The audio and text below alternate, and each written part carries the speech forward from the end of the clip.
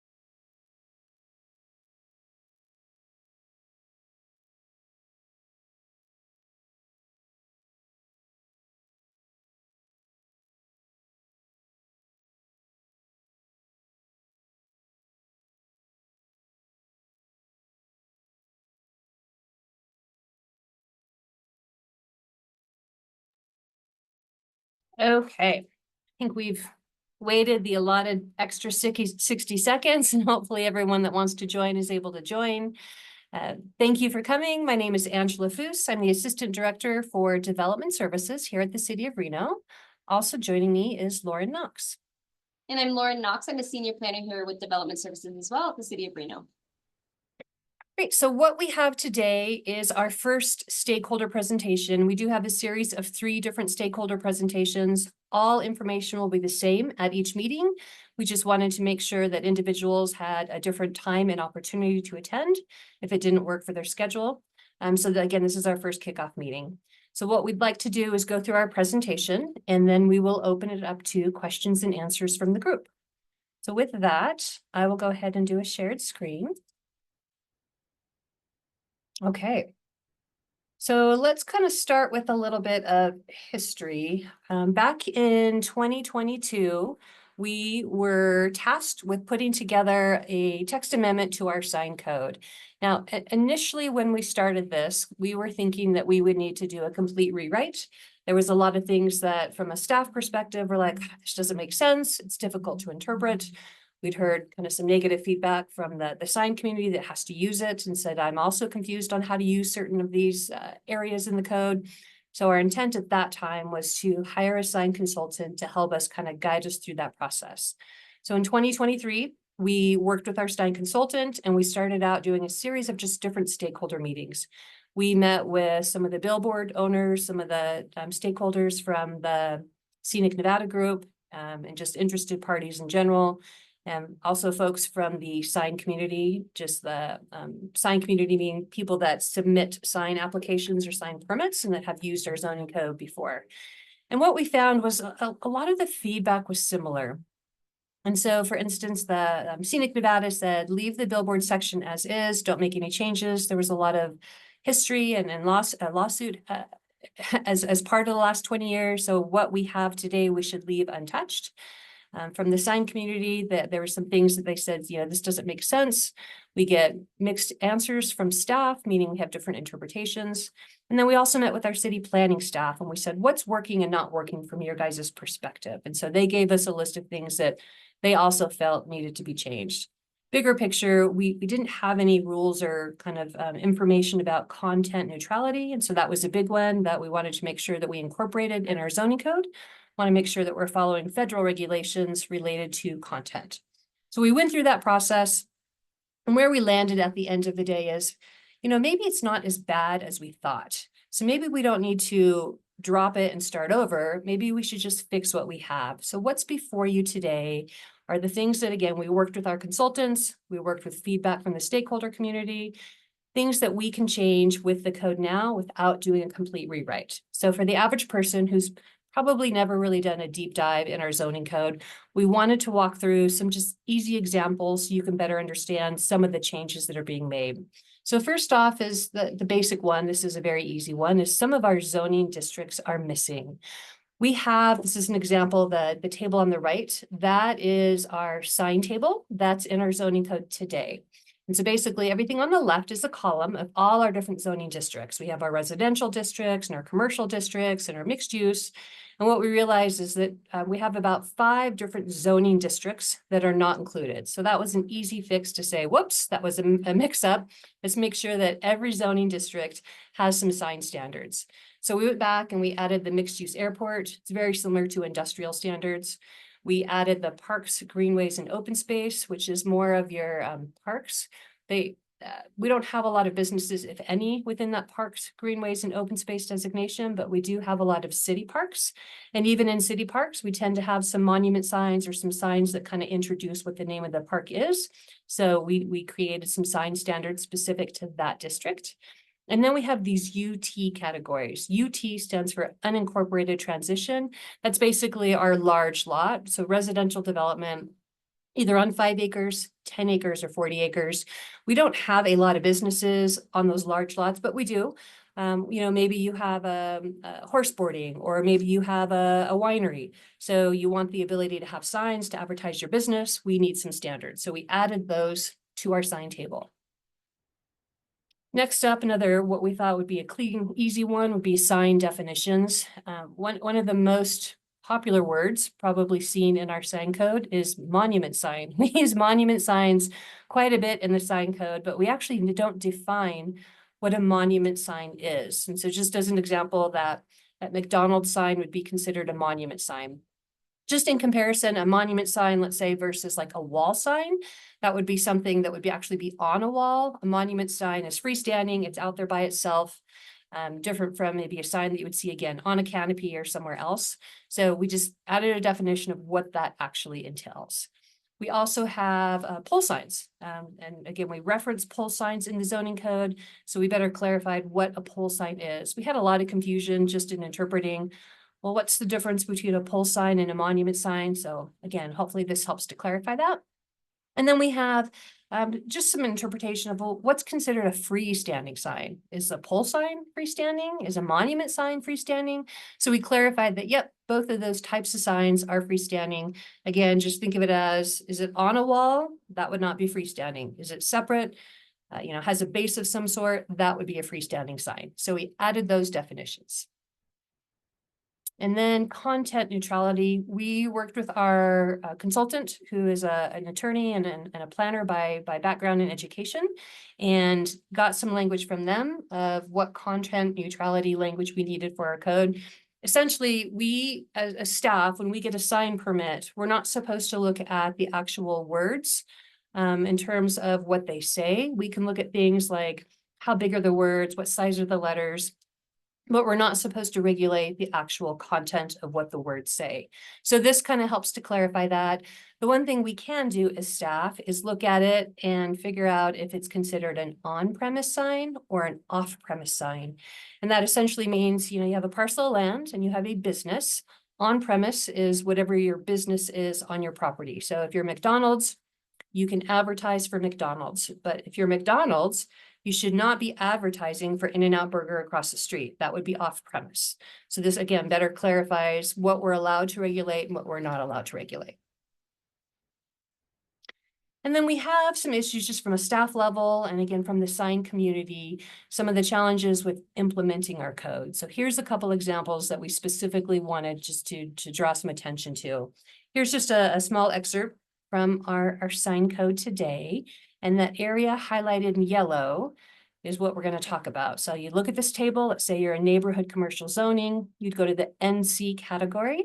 And now let's say you want to put up a wall sign. So this is something that's on your building itself. Basically, there's some maximum square footages of how much wall sign you can have.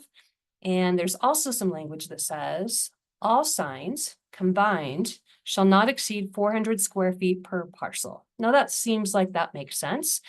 The challenge we have is a lot of our neighborhood commercial zoning is within shopping centers. So let's say you have one parcel and maybe 20 different businesses. Maybe you have Rayleigh's, you have Porta Subs, you have, a number of different businesses all within that one parcel. Total combined, this is saying that parcel only gets a total of 400 square feet. So what if 3 businesses came in first and used up all of that 400 square feet? That means nobody else gets wall signage? Well, no, that's never the intent. Everyone's allowed to have some type of wall signage. So we clarified that. Again, that's not how we interpret it today. So this is more of a cleanup to hopefully say, the intent was not that the entire parcel, especially on these parcels with multiple businesses, only gets 400 square feet. The intent is that at a minimum, every business gets some type of square footage. And so we said within that neighborhood commercial zoning, you get a minimum of 40 square feet. We tried to make this consistent across other zoning districts, such as the neighborhood commercial, professional office, public facility. A lot of times the businesses are the same, whether they're offices or kind of small retail or commercial. So we tried to make them more consistent. Those are the types of signs we would typically see in those areas. And so at a minimum, we would give them 40 square feet of wall sign. Next up is tied to our public facility zoning. So in the PF zoning, we have regulations on, again, how much wall sign you can have, how tall your signs can be if they're freestanding, and all of that makes sense. What I think people forget is that public facility zoning is typically fire stations and libraries, but it's also businesses. Our public facility zoning actually allows for a lot of different types of businesses. And so those businesses obviously need signs as well. And so right now, the way it's written is it says within the public facility zoning, the maximum height is 6 feet and it's established by a conditional use permit. So that essentially is saying that you can do a 6-foot sign, but first you have to go through a 3-month public hearing process to even have that sign. Now, that's not how we interpret that. I think there were some words that were missed. It was probably meant to say a 6-foot monument sign is the max you get. If you want to exceed that, you could do it through a conditional use permit. So again, this is one of those where we're just looking to kind of clarify what we think it's supposed to mean and at least how we've been interpreting it as staff. So you do get some minimum square footage, you get maximum height. And in this case, we're saying public facility, an 8-foot tall sign is what the max you would get. 60 square feet would be the max you would get for the amount of square footage of your sign. And that would be by right. You don't have to go through a conditional use permit or that public hearing process to just have a sign. That's just, again, more of a cleanup that we felt was probably written weird. And again, it's not how staff has interpreted it.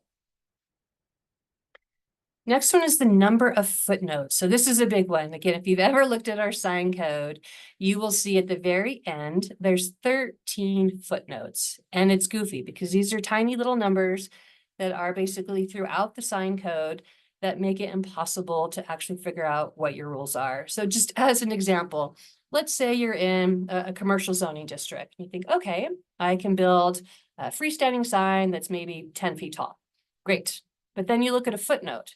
One footnote says, well, you can double the sign square footage if you're on an arterial roadway. And you're like, well, what's considered an arterial roadway? Is there a map that shows that? Is there some definition that shows that? No. So the way that arterial is defined is different depending on what you're looking at. Reno defines arterial one way. We also have major and minor arterials. RTC defines arterials differently. So if you're on a regional road, you look at the Reno definition of arterial or RTC's definition of arterial. Or if it's an NDOT road, maybe it's McCarran. Do you look at NDOT's definition or Reno or RTC? So you can see that like it leads to all these questions of, well, what's an arterial road? And the other thing it says is, okay, you can double your square footage, if you're on an arterial road, and if the speed limit is greater than 35 miles an hour. So it goes back to, okay, so first I have to figure out what an arterial road is. Am I on it? By whose definition? And then the speed limit of 35. Well, what happens if the speed limit changes? What happens if it goes down to 25? What happens if it goes up to 45? So we're finding that just seems like a silly rule. And so we said, well, that doesn't really necessarily make sense. And again, implementing it has been difficult because speed limits change over time. Road classifications change over time. So it just became kind of an outdated, kind of antiquated footnote. And then, there's total of 13 different footnotes, and they're all equally confusing and difficult for staff to administer, even more difficult for a business who's trying to figure out how much signage they can have to actually understand, well, what are the rules? So we said, let's clean up the footnotes, and as much as we can, either put them in the sign table itself, so you can just go to the sign table and know what the rules are, or delete them altogether. So in some cases, we are actually reducing the allowed amount of signage that you would get. In other cases, you get more signage. So we tried to find a happy balance to kind of combining both. Again, in some places you can double the square footage, in other places you cannot. So we tried to find something that made sense, again, kind of big picture for every zoning district. So we've condensed it from the 13 different footnotes down to 4 footnotes. One other thing that we've been dealing with is how do we clean it up just for consistency? So depending on what you're looking at in the sign code, there's some areas of the code that say, if you want to do more signs or bigger signs, you have to go through a conditional use permit. A conditional use permit, it's a 3-month process. It does require planning commission review. And so other sections of code say you have to go through a site plan review process. That is a 30-day review process and no planning commission review. Other sections say a major site plan review is triggered. So we said, whoa, whoa, whoa.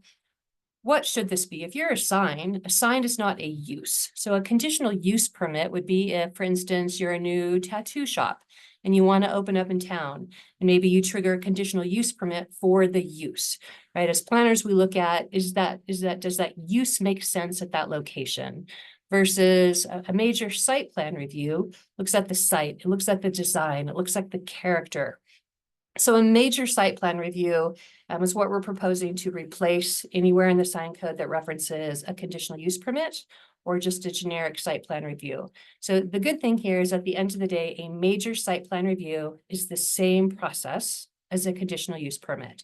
So from a public review process, it would be the same. Major site plan review, it's about a 3-month process. You first have to go to the neighborhood advisory board to have them review it. And then you go to the planning commission to have them ultimately approve it. Exact same process as a conditional use permit, but the findings are based on the site and the sign and the design of the sign and the character of where it's at versus a use. So again, just tried to make it more consistent and clean, that now everything triggering some kind of entitlement review is based on a major site plan review, rather than a mix of here it's a conditional use permit, here it's a site plan review, here it's a major site plan review. Kind of lumped it all to say, nope, it's the same trigger, same public review process. All right, and then finally, the big one that we've probably had the most feedback on is signs related to gaming. Maybe just to kind of start off with a little bit of history of gaming. So back in the year 2005, so about 20 years ago, our zoning code back then had very different zoning districts. And one of the areas that they had was what we call center plans and TODs. These are basically big portions of the city where they kind of had like little mini zoning areas. So one of them was the downtown Reno Regional Center Plan. That was everything in the downtown area. Within a smaller area of that was the entertainment district. So that was kind of the core casino area, Virginia Street, Sierra Street. That was the entertainment district.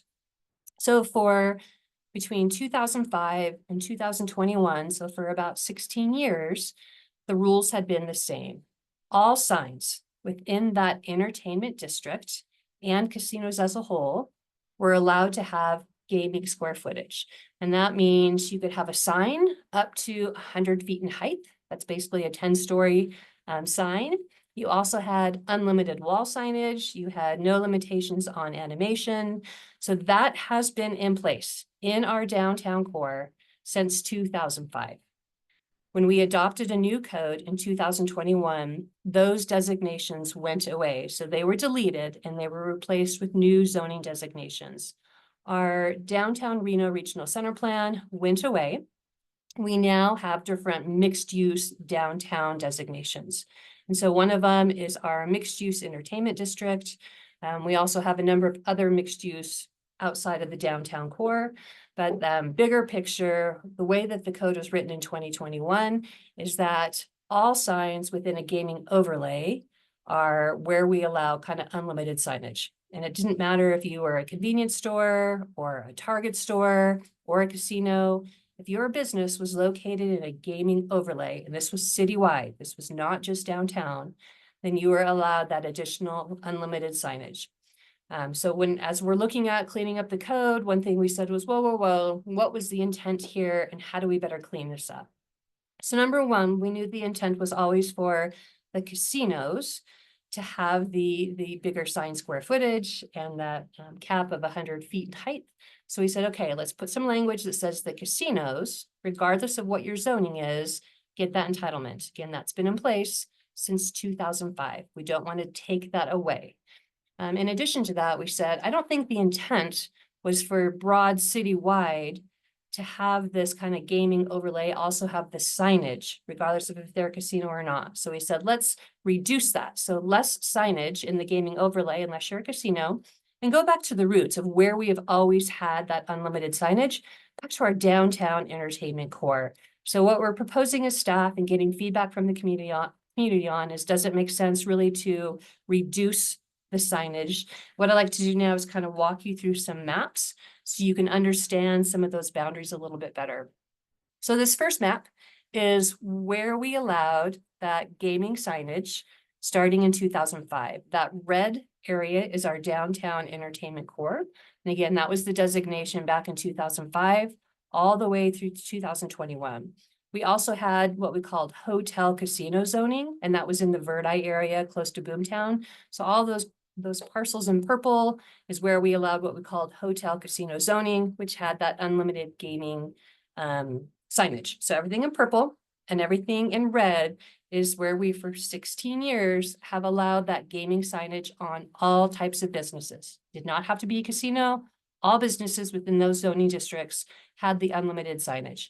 So just in terms of acreage, that's about 146 acres. So keep that in mind. For 16 years, we allowed unlimited signage in all businesses within that 146 acres. All right, next up, what is in code today?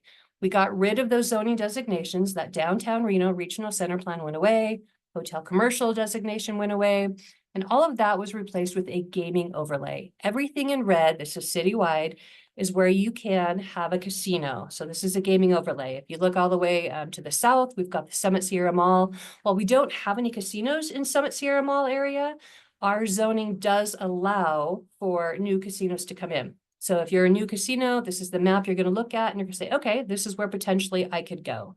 From a sign perspective, that's also what today's code said. Anywhere that there's red is where you can have that unlimited gaming signage. Again, doesn't matter if you're a casino, you could be Jimmy John's. If you are in one of these red areas, you can have the unlimited gaming signage. So that big blob is where the airport is. We call that gaming overlay 3. GSR's in that same kind of general area. The downtown area is also in that as well. We've got Tamarack, we've got the our two main ones, Peppermill and Atlantis are in it. And then of course, in the Verdi area, they're also in the gaming overlay. So lots of kind of hodgepodge areas of the town, but this is where you can do unlimited gaming signage. And this is where you could build a casino, still have to go through all the right process. So that's about a little less than 2,000 acres. So again, going back for 16 years, it was 146 acres where you could do that. Where it is today is about 2,000 acres. So we as staff looked at that and said, whoops, I don't know that that was correct. Why don't we go back to the way it was? So here's what is proposed. We would like to go back to that main entertainment district, the downtown core, which is the map in front of you now. On the west side, it's bounded by Ralston. On the east side, it goes all the way to Wells, but just a little sliver of land for the most part. Again, it's that main core where we have most of the casinos in the downtown area. So let's go back to that. And then we also would like to expand it to, again, what we've been doing since 2005, keep the designation that if you're a casino, regardless of the zoning you're in, regardless of if you're a gaming overlay or not, you would get the unlimited signage. So we don't want to take anything away from the gaming industry, would like to maintain what you have. And the same with the downtown. The downtown businesses have had this That's been their right to do this since 2005. We don't want to take that away. We want to maintain that. So in terms of acreage, we're looking at closer to 136 acres. So again, just so everyone is clear, we're proposing to go from 2,000 acres down to 136 acres of where we're allowing this unlimited signage to go back to the way it's always been since 2005. Okay, kind of in terms of next steps. So we have 3 stakeholder meetings between today and Friday, and it's the same information. We're just getting information out, collecting feedback. These are all being recorded, and we will post them to our website so you can share them with anyone that was not able to attend. And then our next step is to go to Planning Commission likely in October and just get their feedback. This is not like an ordinance that we're adopting. This is just a feedback stage. After we get feedback at Planning Commission, we'll go to City Council and get their feedback. Once we do all of that, we will take all the feedback, see if there's any policy direction changes from our council members, and then we'll actually draft the kind of the final version of the draft text amendment code. And then that will have to go through 3 more public hearings. So that will probably be in the winter time by the time we get that done. And then that would require Planning Commission approval and 2 meetings with City Council. So again, depending on how many changes come out of all the stakeholder meetings, we'll likely have more stakeholder meetings after we go to council if we have substantial changes and need to get more input. Okay, so that ends the presentation, and I'm going to go ahead and stop sharing. And Lauren, let's go ahead and open it up to any questions from the public. What we'll do is you can raise your virtual hand and we will move you over to a panelist where you can ask your question or provide your feedback.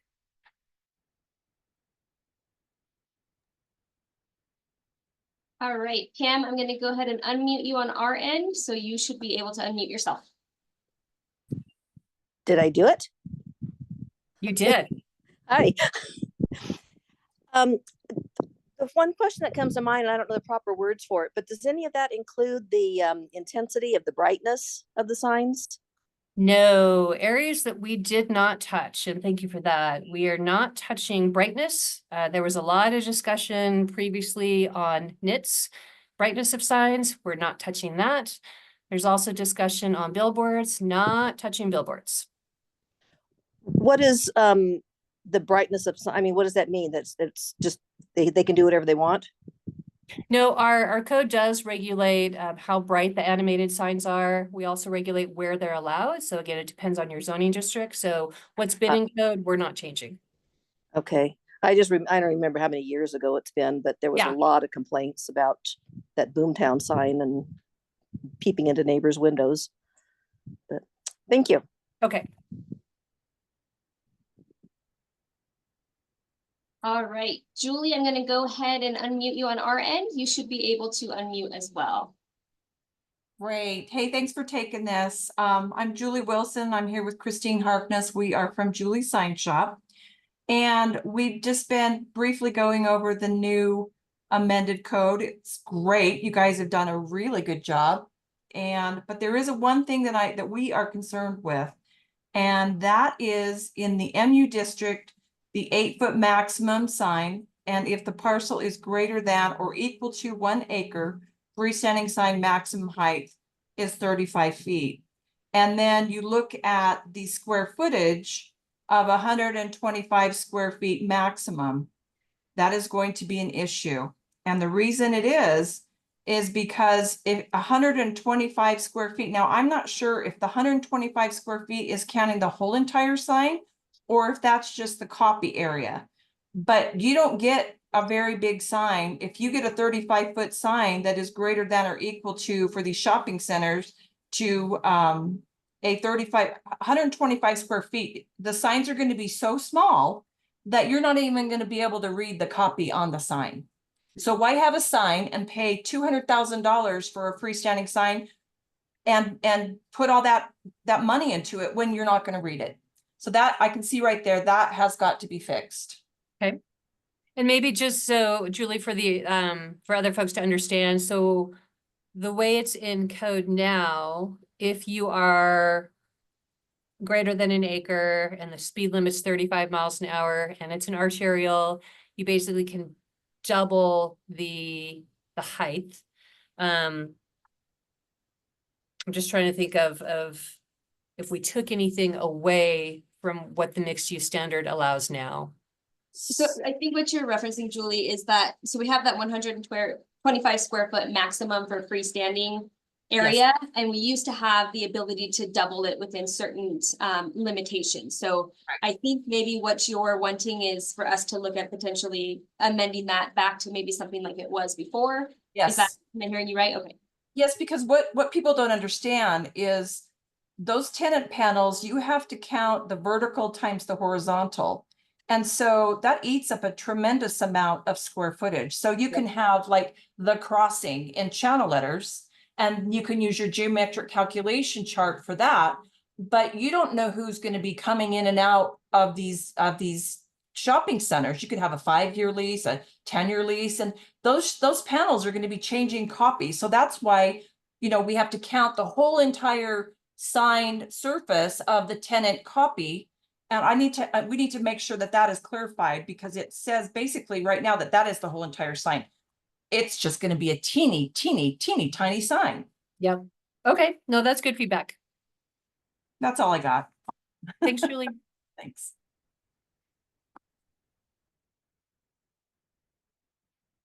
All right, and I'm not seeing any other virtual hands being waved. Oh, we have one more here. John, I have unmuted you on our end.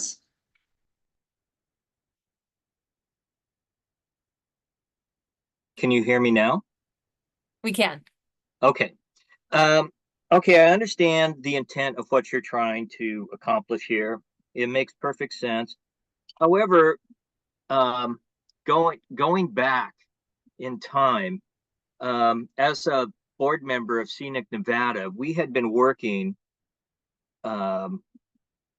tirelessly to try and limit digital signage in the city. And that included on-premise and off-premise signs with the billboards. And I don't want to get into the billboard thing, which, you know, in 2000, the city passed the voter initiative to kind of cut back on billboards, basically, and ban digital billboards.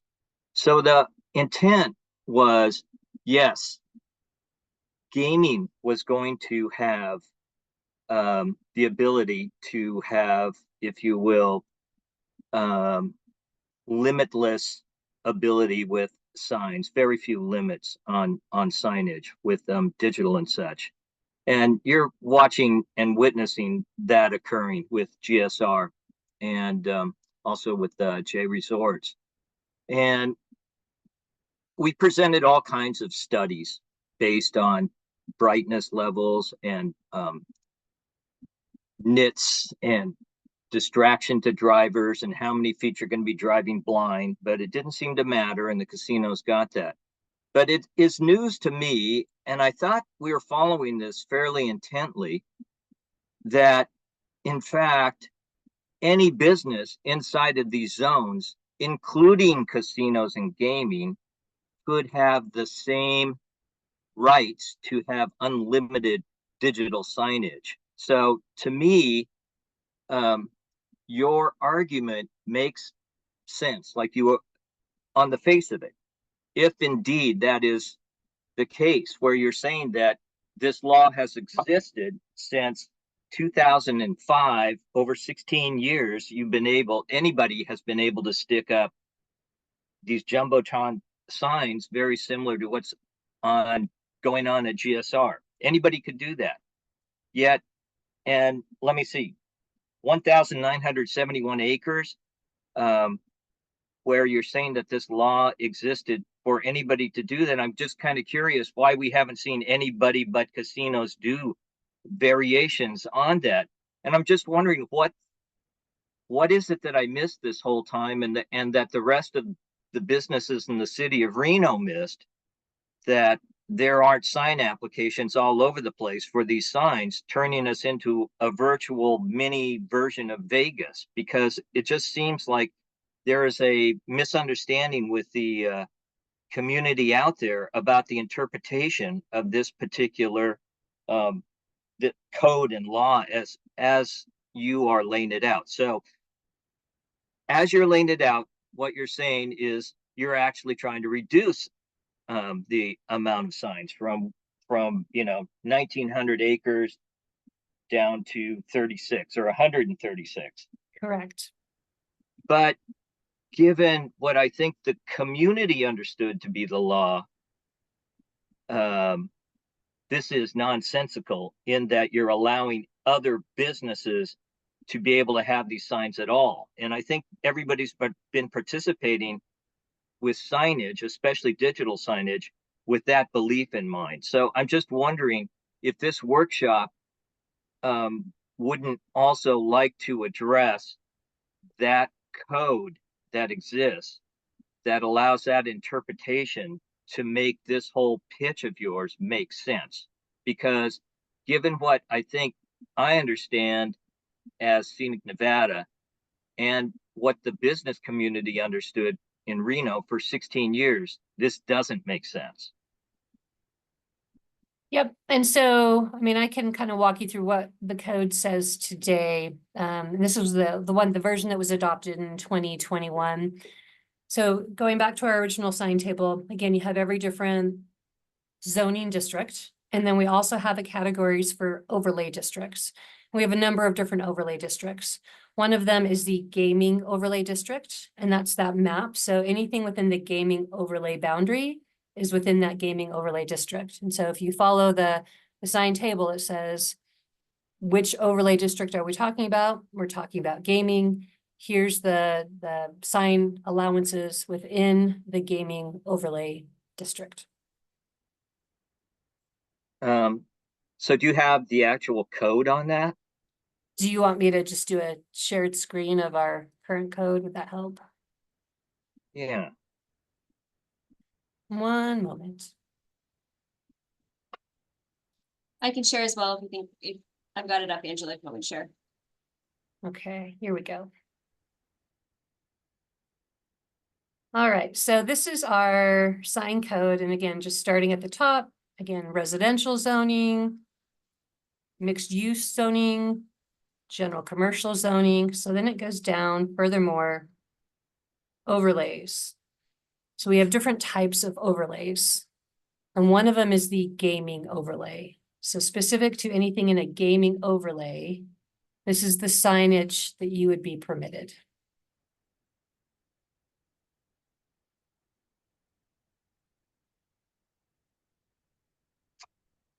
Okay, so somewhere in there, and I'm not a deep dive guy on this code and stuff. I'm just trying to figure out where this thing is being interpreted like this. But okay, let's assume it is and just go from there. My feedback then would be to not allow other businesses within that gaming overlay district to be able to have the exact same exceptions that the gaming industry has had. They put extreme pressure onto elected representatives and administrative folks to accomplish that. And like, I know you're not addressing nits right now and things like that, but those signs are way out of whack with what is safe and considered safe, even by industry standards of the OAA and such, the outdoor advertising. Their recommendations for nits are nothing close to what Reno allowed. And how that all came about was in a city council meeting where that number just got pulled out of the air and stuck up there as, why don't we go with this? And we've been with it ever since.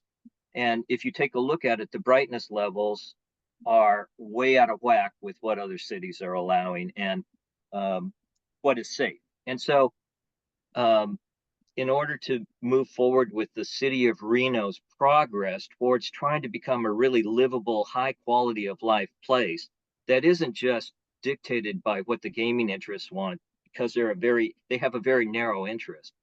But community members would probably like to have a livable, walkable space that probably isn't like Las Vegas. And I think that is indicated by the vote in 2000. And I just like to see us in these workshops try and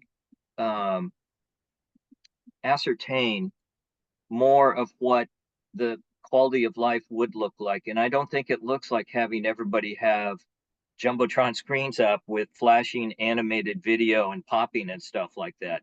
It's if you travel around the world, if you travel around the country, you will find that the cities that have robust tourist businesses, which Reno is trying to encourage, don't look like that outside of two places, really: New York City, Times Square, and Las Vegas. And I would just say that Reno has other assets that we can emphasize. We have natural assets. We're on the backside of the Sierra. It's gorgeous here. And I have seen cities, I travel around a lot, and I have seen cities that have allowed industry to do their urban planning for them. And I think that we ought to, take a stand on this thing and really try and develop a city that is respectful of its historical and cultural roots and background, because there's a lot going on here that isn't just casinos. And that's my feedback, that I would prefer not to see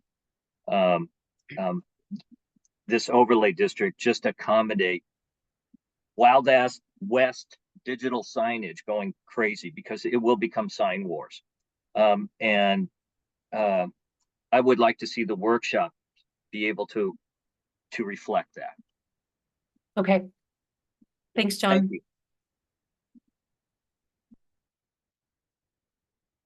Okay, Leah, I've unmuted you on our end. You should be able to unmute on yours.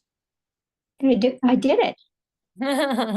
I like what John said, because as so-called development is happening downtown, I now go completely around downtown. I can't look at it, and I don't want to walk there.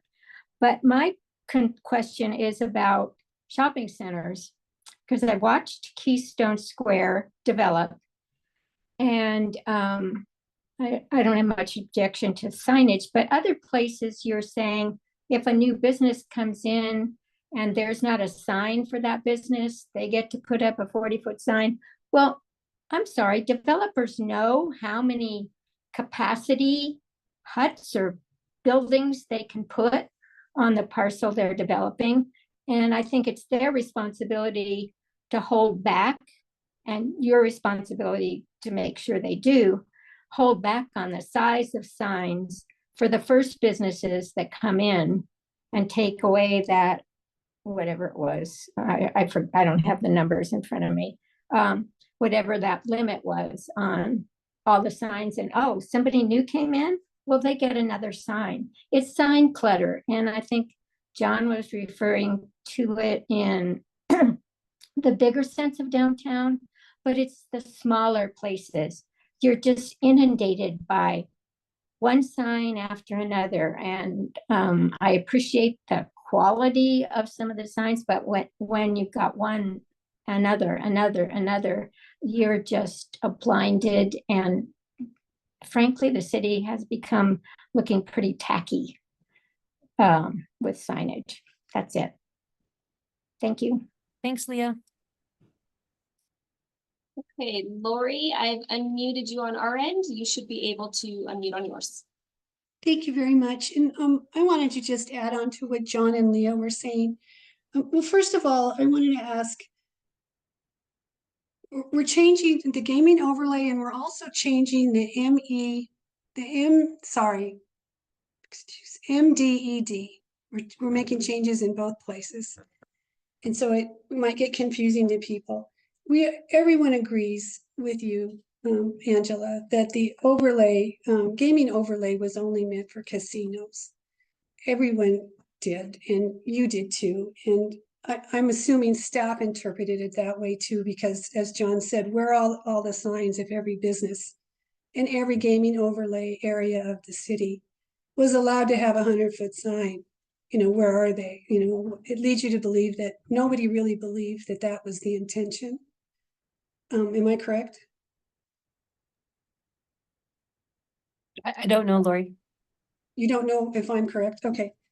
Um, so how did staff interpret that from starting in 2021 when the law changed and it became gaming overlay? How did staff interpret gaming overlay? Did they hand out 100-foot signs to any business in the gaming overlay? Do you know?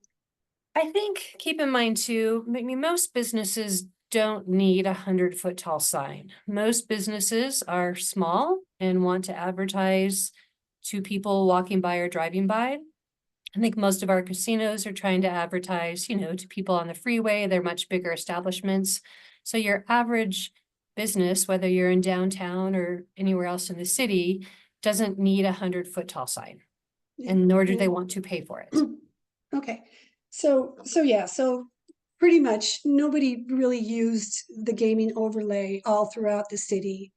Non-casino businesses throughout the city in the gaming overlays didn't use those signs. What about the what we're calling the MDED now, what you used to call too as the the downtown entertainment district? What about that? Starting in 2021, to me the law changed, first of all. So it meant that the downtown entertainment district, with the exception of casinos, had to use the mixed use district signs. Am I correct on that? Is it a mixed use district, so it would have been included in all districts not listed on the chart that you showed us earlier? That's where MDED resided starting in 2021. Within our old code, the one that was adopted before 2021, we had the Downtown Reno Regional Center plan.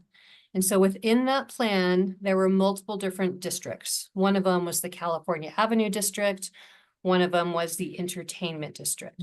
And so within that code, it says all signs within the Entertainment District shall follow the same regulations as hotel commercial zoning in the sign table. So then you would go to the sign table where it said hotel commercial, and it has the 100-foot maximum and then the unlimited wall signage. And that ended in 2021, right? Because the Downtown Reno Regional Center plan went away.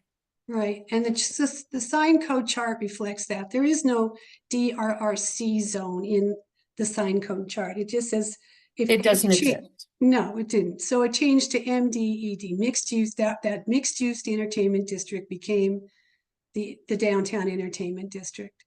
And from 2021 to today, non-casino businesses are not allowed to have gaming overlay signs.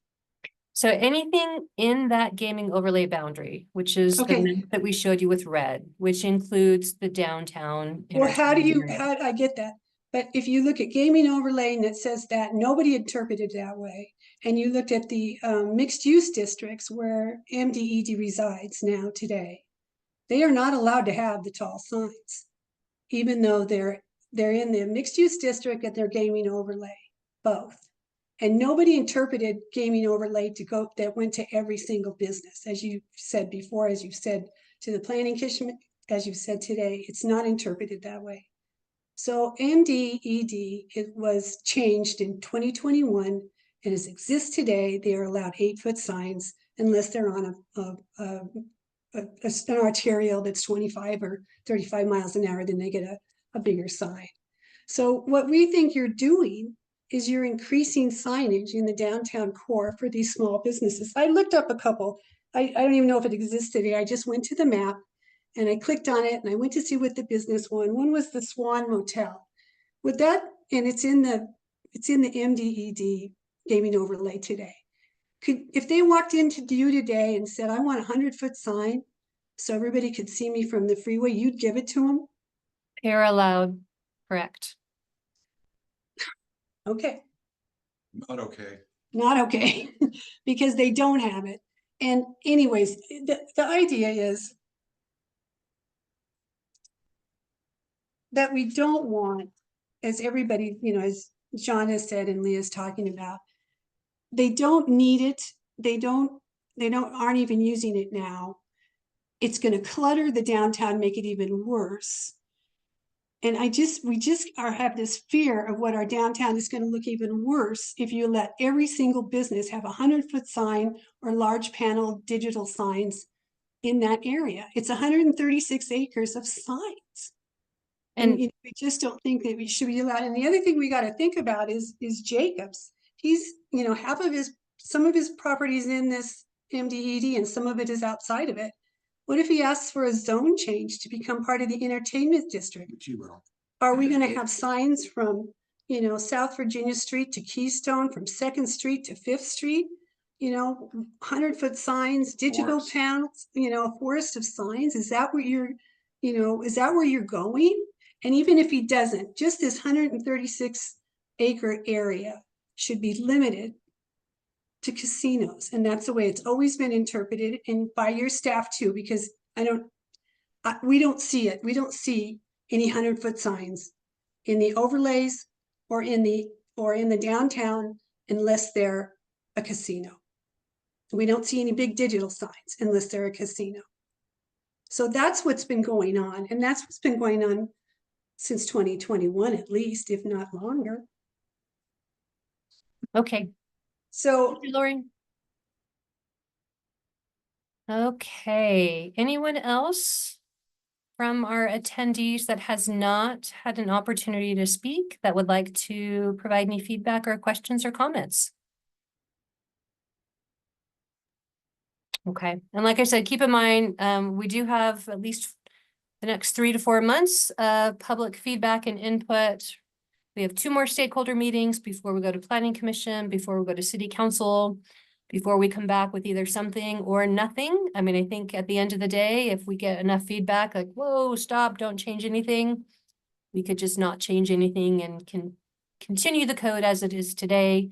Again, lots of opinions on both sides, so we are happy to continue this conversation. Definitely provide feedback in writing so we can hear and include that in the public comment section to Planning Commission and Council.